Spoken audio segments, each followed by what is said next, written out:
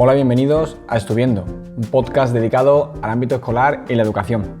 Quien os habla, Manuel García. Bien, pues ya estamos adentrados en el curso, ya hemos terminado las evaluaciones iniciales, ¿no? Tan importantes para detectar pues, qué carencias traen nuestros peques de los cursos anteriores, ¿no? En qué se les da mejor, qué se les da peor, qué debemos reforzar en casa. Y ya seguramente algunos de vuestros peques hasta habrán realizado alguna prueba evaluable, algún examen o algo parecido, ¿no? Pues bien, yo traigo hoy algunos consejos para ver cómo afrontar, cómo hacer unos consejos para tener un estudio más eficaz, ¿no? Para que el tiempo que dediquen los peques en casa pues sea más eficaz. Lo primero, recordaros que, bueno, aparte del podcast, pues me podéis seguir también en Instagram con el mismo nombre, Estuviendo, ¿vale? Y si lo veis a través de Instagram, que sepáis que el podcast está en iTunes, en iVoox, en Spotify, a la vez que en YouTube, también lo podéis ver por ahí. Así que venga, vamos a comenzar con estos consejos, son muy facilitos, pero creo que son bastante útiles y son muy importantes tenerlos en cuenta, pues para que el estudio sea muy eficaz y el tiempo que dediquen les cunda. Lo primero que tienen que hacer antes de prepararse nada es ver qué método es más eficaz para ellos, ¿no? Si hay personas que simplemente con tener el texto escrito ya, no escrito por ti, sino ya dado por el libro, subrayado, o esquemas fotocopiados hechos a ordenador, apuntes del profe, lo que sea, subrayado, ya les vale. Y hay otras personas que necesitan pues hacer unos propios esquemas, con más colores, con más reseñas por tu parte, manuscritas. Entonces, eso es lo primero, ¿no? Ver qué tipo de forma te gusta más para estudiar. Eso es lo primero. Después, algo básico que hace falta recordarlo de vez en cuando, es que el tiempo en clase, el tiempo de aprovechamiento en clase es esencial. Es muy importante escuchar en clase, porque eso es más del 50% de lo que después tienen que estudiar. Si un alumno está en clase atento, pregunta las dudas, esto es súper importantísimo, preguntar las dudas, y comprende de lo que se está hablando, cuando llegue la hora de afrontar esos contenidos en casa, va a recordar qué ha dado, cómo lo ha explicado el profesor o profesora, qué se ha hecho en clase, qué dinámica se ha utilizado o qué ejemplos se han usado para explicar ese contenido. Entonces, el aprovechamiento de la clase es algo que es esencial y básico para un buen estudio después en casa.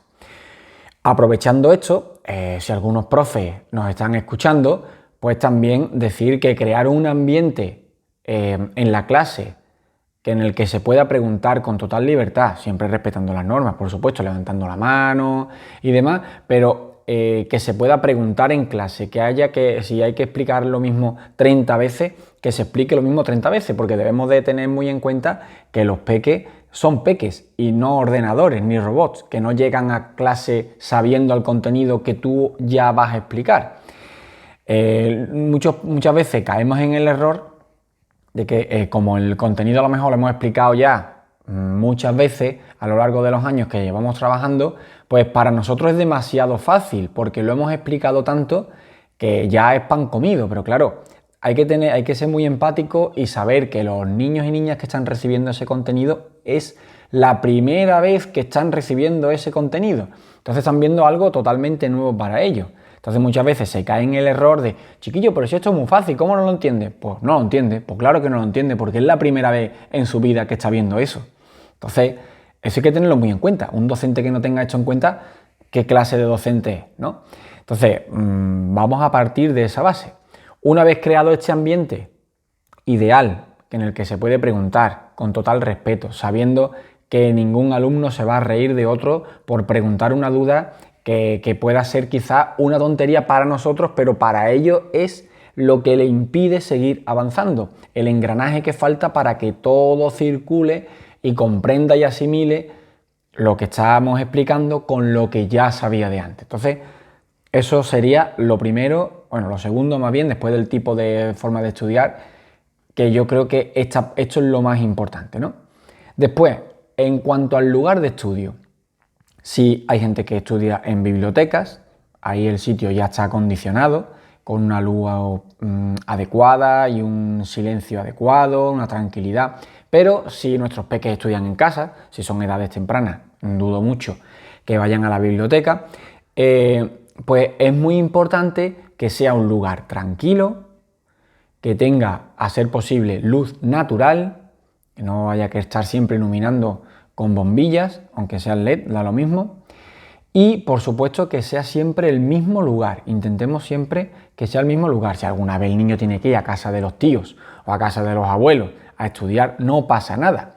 Pero si siempre nos acostumbramos a estar en el mismo sitio, un lugar donde no haya mucho ruido del exterior ni del interior, donde no nos distraiga nada, gente pasando, ni nada parecido, por ejemplo, la cocina. La cocina no es un lugar adecuado para estudiar, porque siempre se está trasteando. Si no va uno a coger algo, pues vas a fregar cualquier cosilla en fin, es un lugar de mucho ajetreo. Entonces tiene que ser un lugar calmado y a ser posible que tenga luz natural. Si después alguno, no, yo estudio con música, yo aconsejo que si es música, que sea una música tranquila, que dé lugar, que dé pie a eso, a la calma y a la tranquilidad. Y a ser posible que la letra no se entienda. Yo, por ejemplo, cuando corrijo, me pongo música con poca letra y en inglés, para no tener que estar pendiente de lo que está diciendo la canción, porque si no, si pongo una en español que me gusta mucho, pues me voy cantándola, al final acabo cantando la canción en vez de estar corrigiendo o haciendo la tarea que estoy haciendo, ¿no? Normalmente cuando es algo de concentración no uso nada de música. Después, en cuanto al tiempo que se le va a dedicar a cada asignatura, no debemos ni pasarnos ni quedarnos cortos. Es decir, como decía mi abuela, en los extremos, en el medio está la virtud, ¿no? En los extremos siempre son malos. Entonces, si exponemos nuestro cerebro a muy poco tiempo de estudio, pues no va a ser capaz de obtener ninguna información útil ni vamos a comprender lo que estamos intentando. Pero lo mismo ocurre al contrario. No puedes intentar que nuestros peques estén 8 horas estudiando la misma asignatura para preparar una tarea, ¿no? Entonces, debemos de tener un tiempo medio. Un momento si utilizamos el tiempo adecuado, nuestro cerebro al principio está comprobado que los primeros minutos no es capaz de retener nada, es como una curva, ¿no? Como una tipo campana, en cuanto tenemos un momento bajo en el que nuestro cerebro empieza como a calentar, como a concentrarse. Después tenemos el punto alto, que es donde más información podemos almacenar, y ya después estaría lo que sería la fatiga de estudio, que es cuando ya nuestro cerebro pues está totalmente está totalmente colapsado y no recupera información y no obtiene nueva información. Yo, por ejemplo, aconsejo también los descansos cuando vamos a estudiar largos periodos de tiempo. Un 10 o un 15% del tiempo de estudio debe ser de descanso. Por ejemplo, si yo estudio 1 hora, pues el 10 o el 15% de esa hora la aplico justo después para descansar y después volver a estudiar. Por ejemplo, serían unos 10 minutos aproximadamente, ¿no? de ese tiempo de estudio. También el descanso puede ser por objetivos. Por ejemplo, si tengo que estudiarme varios puntos, pues los divido. Si son 10, cuando me estudie 5 puntos, hago un descanso y después me estudio los otros 5. Eso también es una buena forma de gestionar el descanso. Por otro lado, cuando no vamos a estudiar algo importante, yo dedicaría como mucho con unos 15 minutos aproximados para cada asignatura. Estoy hablando sin tareas, sin tener tareas de ejercicio, ¿vale? Cuando hay ejercicios de por medio, la cosa cambia dependiendo del tipo de ejercicio. Pero si lo que vamos a hacer es repasar lo que hemos visto ese día, con unos 10 o 15 minutos, 15 minutos es suficiente para repasar los contenidos que se han dado en lengua. He terminado, paso a matemáticas. Esto estoy hablando sin tener tareas, repito. 15 minutillos para matemáticas, 15 minutos para cada asignatura de las que haya tenido. Esto es una forma de ir en la mente haciendo como un esquema de diariamente que he ido dando en cada materia. Es algo muy eficaz y que después a la hora de preparar un control nos va a ser muy útil porque ya tenemos en la mente todos los conceptos o todos los conocimientos que hemos ido dando a lo largo de cada día. Otra cosa es que tenéis que tener muy en cuenta es que estudiar, si nuestros peques estudian a través de un dispositivo electrónico, tipo tablet, ordenador, móvil, etcétera, está demostrado que es mucho menos eficaz que unos apuntes en papel. Sobre todo si ese papel está subrayado, está anotado, hemos hecho nuestras marcas, nuestros dibujos, nuestras anotaciones en el margen, es muchísimo más eficaz que estudiar directamente de lo que han mandado el profesor o profesora por correo o por la plataforma que sea. Otra de las cosas que yo recomiendo mucho son los mapas conceptuales o los esquemas. Esto es una forma de que nuestra mente asimile, visualice rápidamente todos los conceptos y con qué están relacionados. Entonces, cuando vamos a preparar un contenido, yo aconsejo mucho que se creen esquemas sobre ese contenido o un mapa conceptual que al fin y al cabo viene siendo lo mismo. Es una forma de organizarnos y a nuestro cerebro darle una visión rápida de todos los contenidos que tenemos que recordar. Un error que se comete mucho a la hora de estudiar es querer ir muy rápido. Muchas veces pensamos que ir rápido es aprender mucho más o memorizar mucho más en muy poco tiempo, cuando es totalmente al contrario. Cuando vamos muy rápido y vemos muchas cosas a la vez, no somos capaces de retener las cosas con calidad. Entonces, cuando estudiamos, debemos de ir con calma.